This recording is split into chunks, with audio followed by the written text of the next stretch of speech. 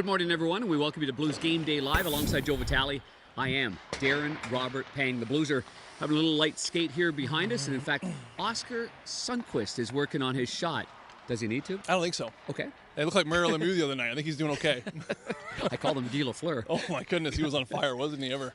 Well, that was something else. Yeah, it was. Maybe this gives us an opportunity to tip our hat to the pro scouting staff of the St. Louis Blues. Yeah. I mean, when they went and made that deal, I know we're going back a little bit, and he faced off against Ryan Reeves, who was a big part of that deal. But at that moment, he didn't quite give me the impression that he was going to be this kind of player. And that's why pro scouts are pro scouts. Yeah. Guy like Kevin McDonald, the assistant general manager of the St. Louis Blues, that really runs the American League stuff. Nobody ever sees Kevin McDonald.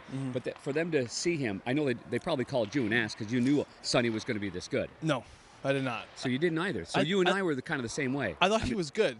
But I knew someone who knew he was good. Okay. And I've told you this conversation before, Darren. Is that number 87? 87. Sidney Crosby, right after he got dealt earlier last year. Sonny was kind of in and out of the lineup with Mike Gill and had a quick conversation with Sid. And he goes, how's Sonny doing? I go, I think he's doing okay. He's kind of in on the fourth line, I think, not so much. He goes, we should never got rid of that kid. I go, really? He goes, he is going to be a player one day. Isn't that something? Yeah. Huh?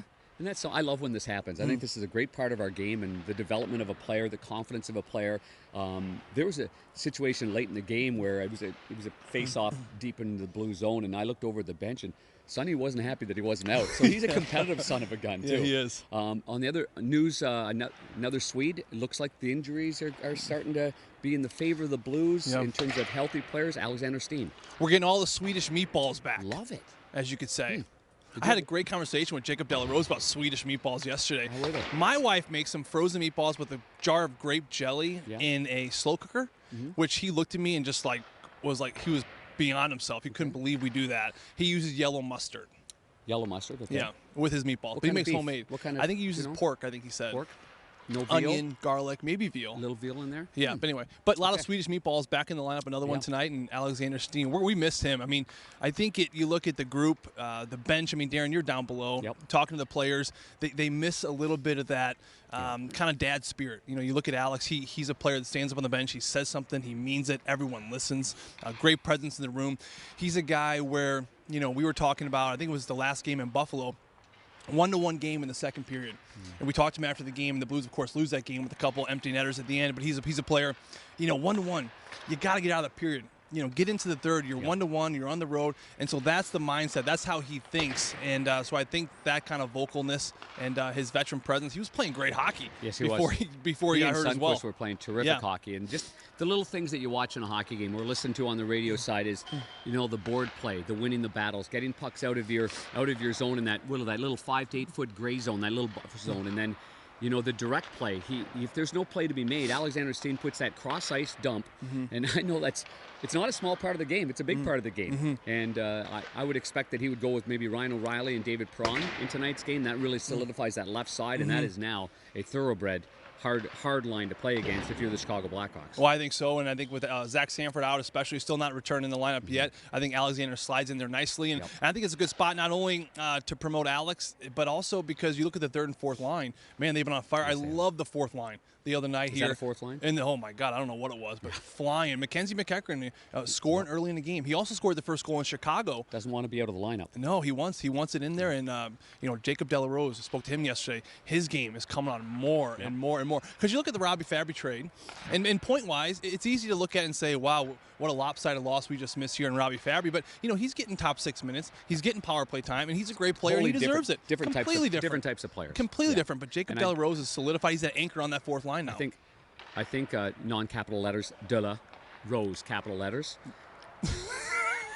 I think he's more comfortable, too, in the middle of the ice. I do, too. And it's shown. Yeah, and I a think lot of these coming into a new faceoffs. team, starting as a left winger, maybe that's not his game because we're an aggressive team with that first forechecker in. I think he's more of a real safety valve. I think he's a conscientious third-man high kind of player. Anyway, so that's the good news. A couple of birthday wishes. How about Ivan Barbashev, 24 years of age today.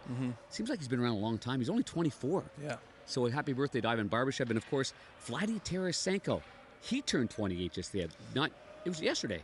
Yes, it was happy yesterday. Birthday to Vladdy. A lot of Russians. Yeah. That means must be something to do with what Russians do 10 months prior, I guess, that time of the year. It's always an interesting way of going about business. The Chicago Blackhawks, the Blues stopped Patrick Kane's run of 15 games with a point streak.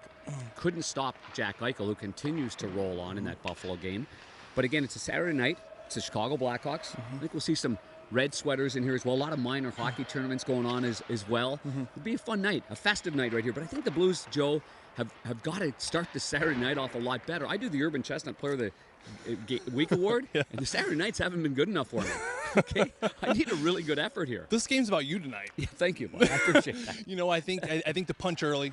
I mean, it's always important. I'm not going to say anything that we don't know, but punching early, Mackenzie McEachran gets on the goal early. Yep. You set the team back, the Vegas Golden Knights. Last time they played Chicago, Mackenzie McEachran again. He was on the board early and a couple minutes into that game. And to me, when you're playing a struggling team like the Chicago Blackhawks, I think 61 chances, attempts they allow per game, which is the third worst in the National Hockey League. They went into their building a couple weeks ago. They punched first. They got a goal first. They pushed them back right off the bat.